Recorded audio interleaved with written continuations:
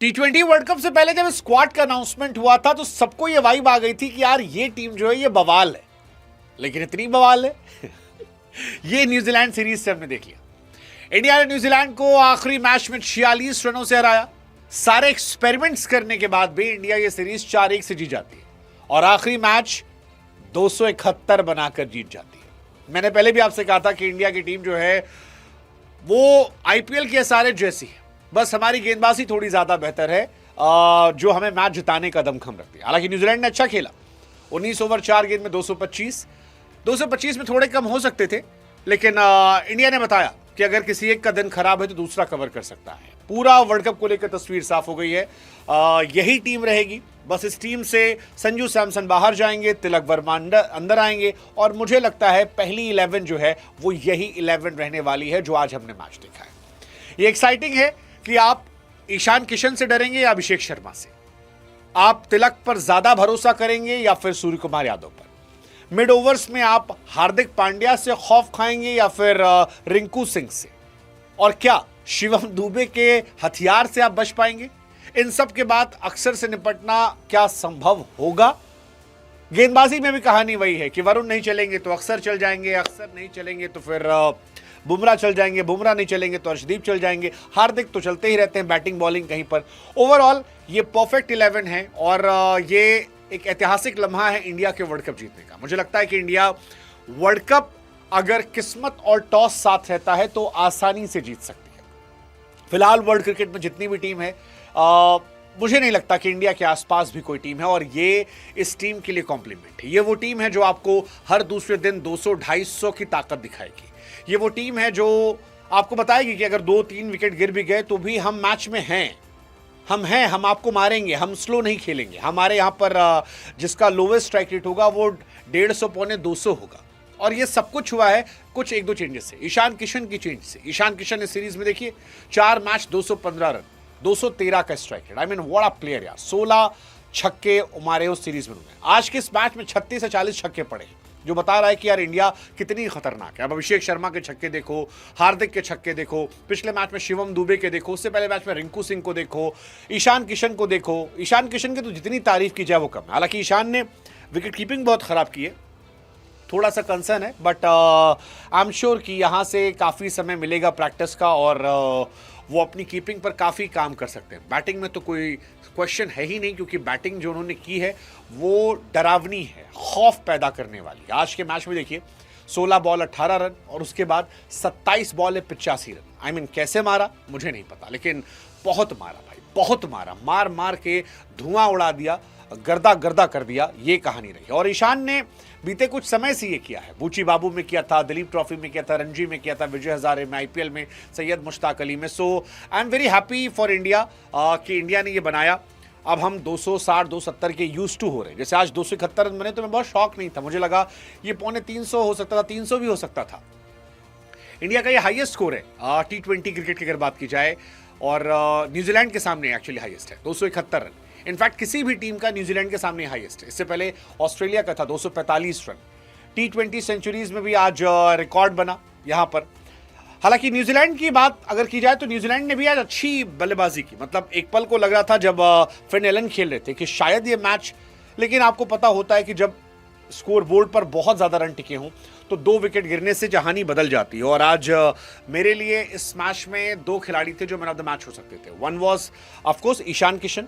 हालांकि अगर ईशान किशन को मैन ऑफ द मैच ना देते आप तो उसकी वजह उनकी खराब कीपिंग हो सकती थी। उन्होंने 2-4 बड़ी बड़ी गलतियां की थी कीपिंग में, लेकिन Axar Patel was too good man. I mean वो जब प्रेशर पीक पे था कि बुमराह की पिटाई हो रही थी, फेंटे लग रहे थे, अर्शदीप को 2 ओवर में 40 पिट गए थे, वरुण चक्रवर्ती पिट गए थे, उस वक्त आना और फिन एलन पर कब्जा करना और फिन एलन को जो उन्होंने आउट किया, रिंकू सिंह ने कैच किया था, आई think that was a game changing moment. उसके बाद भी वो लगातार थे, ग्लेन फिलिप्स को उन्होंने आउट कर दिया, जहां से मैच जो था वो पूरा पलट गया और फिर वो लगातार एक्टिव रहे। मतलब अक्सर जो थे वो कहीं कमजोर नहीं पड़े। एंड आई थिंक ये बहुत खूबसूरत बात थी कि अक्षर पटेल डोमिनेंस दिखा रहे थे। उनके डोमिनेशन का असर था कि बाकी जो बॉलर्स थे जो पिट रहे थे, जैसे अर्शदीप सिंह शुरू में बहुत पिटे, बाद में अर्शदीप ने अगले 2 ओवर में, शायद 2 ओवर में शुरू में 40 रन दिए थे और उसके बाद अगर आप ओवरऑल स्कोर देखोगे तो 51 रन दिए। यानी आखिरी के 2 ओवर में उन्होंने 11 रन देकर 5 विकेट निकाल दिए। दैट डिफाइंस द मैडनेस की वापसी कैसे की जाती है।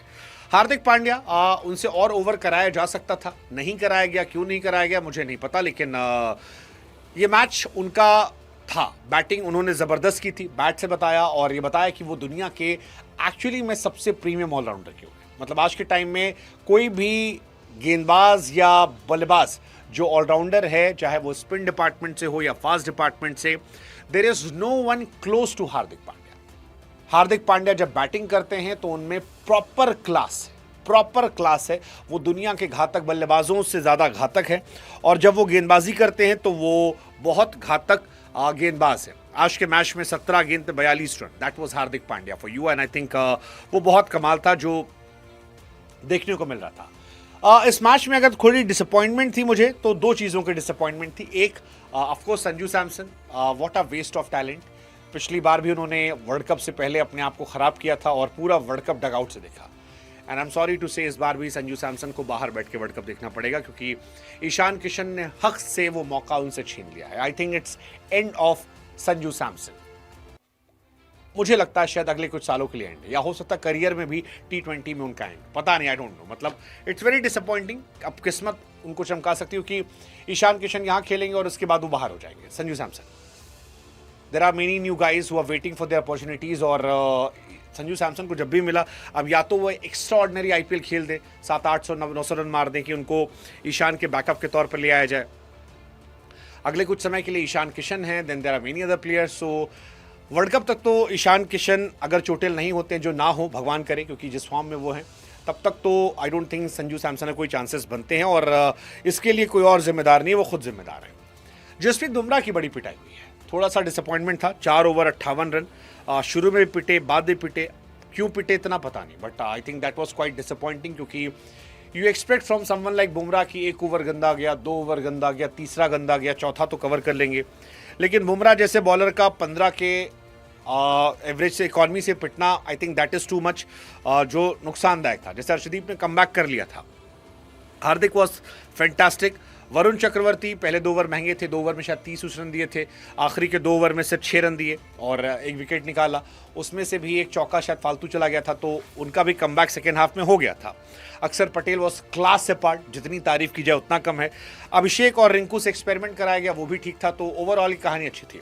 इस सीरीज़ का एडवांटेज अगर आप बात करोगे तो आई थिंक सबसे बड़ा एडवांटेज ये था कि सूर्या बाऊ जो हमारे हैं वो एज अ बैट्समैन उनकी वापसी हुई। आज भी सूर्य कुमार यादव ने 30 गेंदों पर 63 रन बनाए। Nobody is talking about him because Ishan Kishan जो थे वो आतिशबाजी की पराकाष्ठा कर रहे थे, लेकिन नेवर फॉरगेट सूर्य कुमार यादव। आप हार्दिक पांड्या और अभिषेक शर्मा या फिर ईशान किशन की पारी के बीच में ये भूल जाते हैं कि सूर्य कुमार यादव 200 प्लस के स्ट्राइक रेट से मार रहे हैं और वो विजिबल नहीं हो रहे।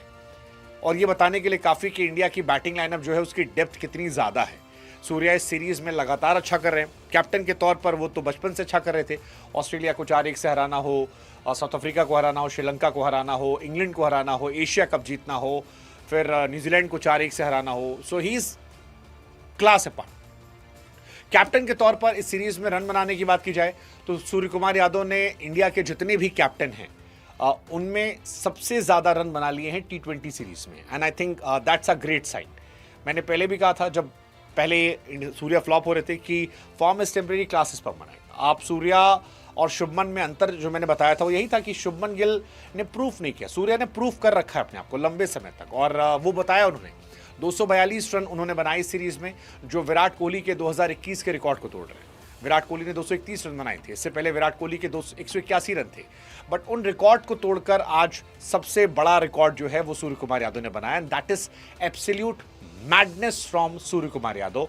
बहुत बातें नहीं हो रही हैं, इट्स अ ग्रेट साइन, क्योंकि बहुत लोग हैं जिनके बारे में बहुत बातें हो रही है और वो 250-300 वाले स्ट्राइक रेट वाले हैं। So that's a great thing.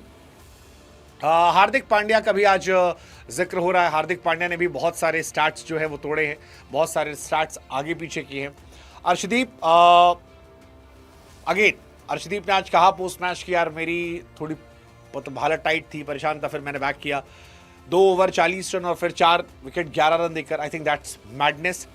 Bumrah एक ऑफ डे था, लेट्स जस्ट होप कि एक दिन का ये हो, लोग डॉक्यूमेंट्री ना बनवाएं, क्योंकि बुमराह इतने रन नहीं पिटते हैं आमतौर पर। ये बुमराह के करियर का हाईएस्ट रन था, 58 रन बुमराह कभी नहीं पिटे हैं। इससे पहले बुमराह 50 रन पिटे थे ऑस्ट्रेलिया के सामने 2022 में। वेस्ट इंडीज सामने 47 रन पीटे थे, बट ये थोड़ा सा था।